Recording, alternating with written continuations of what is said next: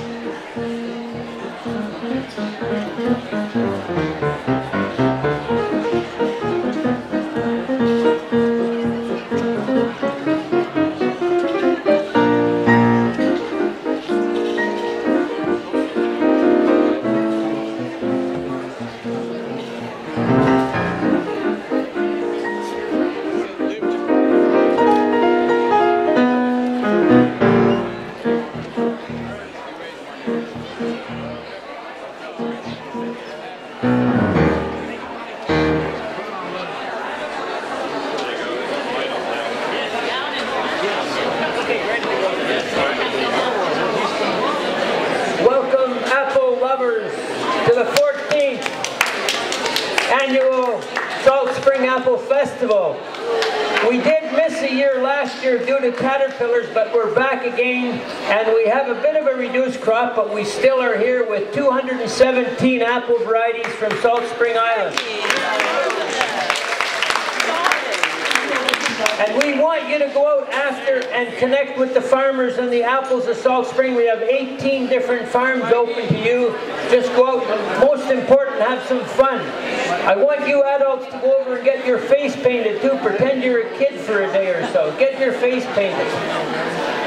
Now, one of the magical things that happens with apples, especially organic apples like this, is that those apples can bring back characters from the dead. And they do that every year at Apple Festival. This year, we are so lucky because the apples here, those apples brought back Henry Ruckle, who was the first Salt Spring farmer on Ruckle Farm in 1872. And he planted most of the apple varieties that are still there today. And he is responsible for acquiring most of that land that we now enjoy as Ruckle Park. So I want you to welcome Henry Ruckle.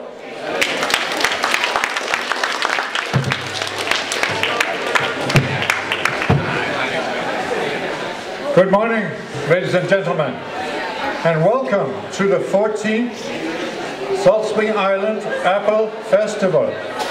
My name is Henry Ruckle. I came here in the year to settle and to farm the year 1872. I was a bachelor. I was 27 years old. And I became one of the first apple-growing pioneers of this island. After 40 years of farming, I was buried in a churchyard right across the road here, at St. Mary's Anglican Church. If you go in that graveyard, you'll see my tombstone. This morning I woke up, I could smell magic apples coming from Captain Apple's Apple Heaven. So I came across to see what's going on here. I can hardly believe my eyes. So, Captain Apple has asked me to tell you a little bit about myself and how I came here. I was born in Ireland of German-speaking parents. When I was 20, I emigrated to Canada. I worked in Ontario on farms. Then, being a romantic, I heard about the gold rush in California. So I went overland to San Francisco. Unfortunately, when I got to San Francisco, the gold rush was over. But we heard there was gold on the Fraser River and in the Caribou. So I took a steamer with hundreds of prospectors to Victoria. In Victoria, I bought a prospector's license. At that time, Victoria was part of the colony of Hudson's Bay. I then took another steamer to New Westminster and finally up to Hope and Yale. From there, I trekked to Barkerville, a huge town of 10,000 prospectors, the second biggest town in America at that time. Unfortunately, all the claims were staked. So I decided to come back to Victoria. So I came back, and in a bar, I met a German farmer from Salt Spring Island called Theodor Trager. He had been here for 7 years. He had cleared land in the Manhattan Bridgman area and was growing apples. He studied fruit tree ecology at the University of Heidelberg. And when he came here, he thought, this looks like a good place to grow apples, and certainly here we are today. He persuaded me to come and preempt land here. Now, preempt means Governor Douglas wanted to encourage settlers here. So he came up with a farm now, pay later plan. You could preempt your farm, work on it, and later on pay for it. He had done the same, so I came with Trager to Manhinnick, then I walked to Beaver Point. You can't imagine how beautiful it was. Beautiful streams and lakes, high Douglas firs, and salmon teeming in the ocean. Now, Trager had told me that the first settlers here had a tough job. First, all the places they wanted to farm were heavily forested with big Douglas firs. Secondly, there were wolves and bears and cougars. There were no roads. There were no stores. There was no transportation to and from the island. There was no mail. These people were tough. And in that theme, I hired 2 Japanese farm workers, built their houses, fed them, and we started to clear these big Douglas firs. We cut them down and we burned them.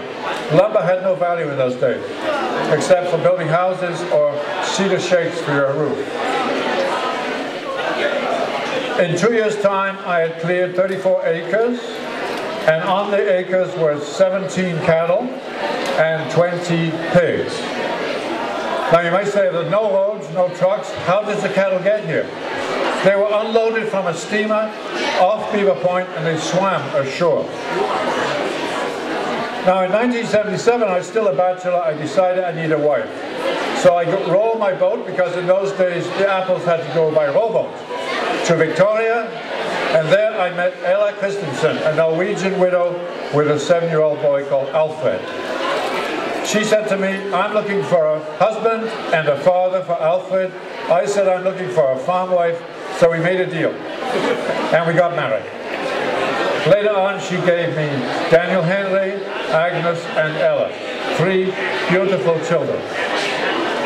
And by 1977, my farm had grown and been paid for to 340 acres. I planted 1,200 apple trees on that farm. If you go there today, it's called Ruckle Farm. I'm called Ruckle. You can see many of my original apple trees. Now life went on. The population of Salt Spring, by the way, it was called Admiral, was 250 when I got here. By the time my farm was ready, it was larger. I built a wharf at the end of Beaver Point for steamers to tie up. On the wharf, I built a post office. I was the first postmaster of Beaver Point Post Office. Also, Also, I built a general store and hired someone called Patterson. We all know who he is. His family, who later settled in Fulford when the ferry service started. I was the road superintendent.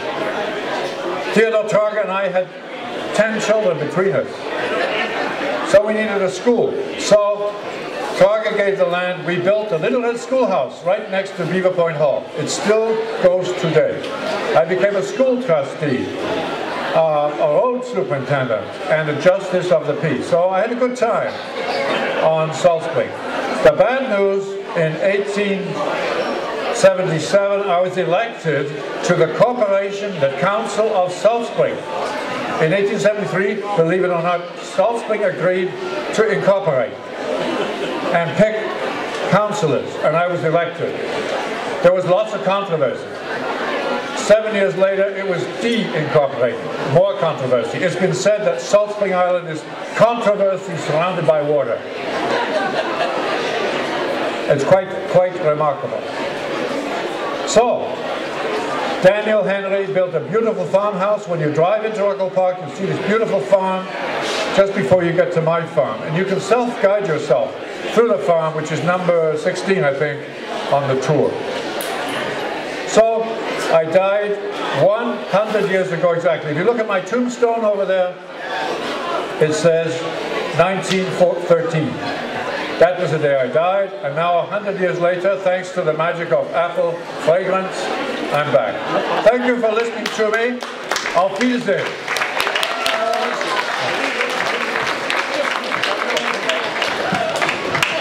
Well, you know, Henry, with the magic of the world that we're in today, he's back. He's been dead 100 years, but he's alive today. And if this was today was when you were here, you wouldn't have to go to Victoria to find a woman, because I'm single too. I'm going to join the Legion this afternoon. Well, you see, the thing that goes on here is that Salt Spring Island is one giant orchard. There's all these select individual trees and plants, and then we sort of intermingle, and the whole place becomes somewhat of a bigger orchard.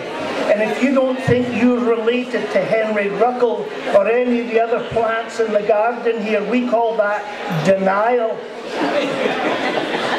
Denial. You see, we don't have relationship triangles here. We have more like geodesic domes, and we're all interconnected. And the thing that is going on is that the Ruckle family, after he died and passed it on, I think it was in 1956, that your grandson sold it to the province of British Columbia, to 73, to the province of British Columbia, to become Ruckle Park and to protect it forever and ever. So you know all your spirit that's in you has travelled down, and we, the recipients of British Columbia, get to go to your farm, and I think that's grand. Thank you, Maggie. Aye. You see, this is Salt Spring Island, ladies and gentlemen. You're here, you're going to be touring around and seeing our beautiful island and our beautiful orchards, and it's all somehow related to Mr. Ruckle. So welcome to you all. Nice to have you here. Thank you.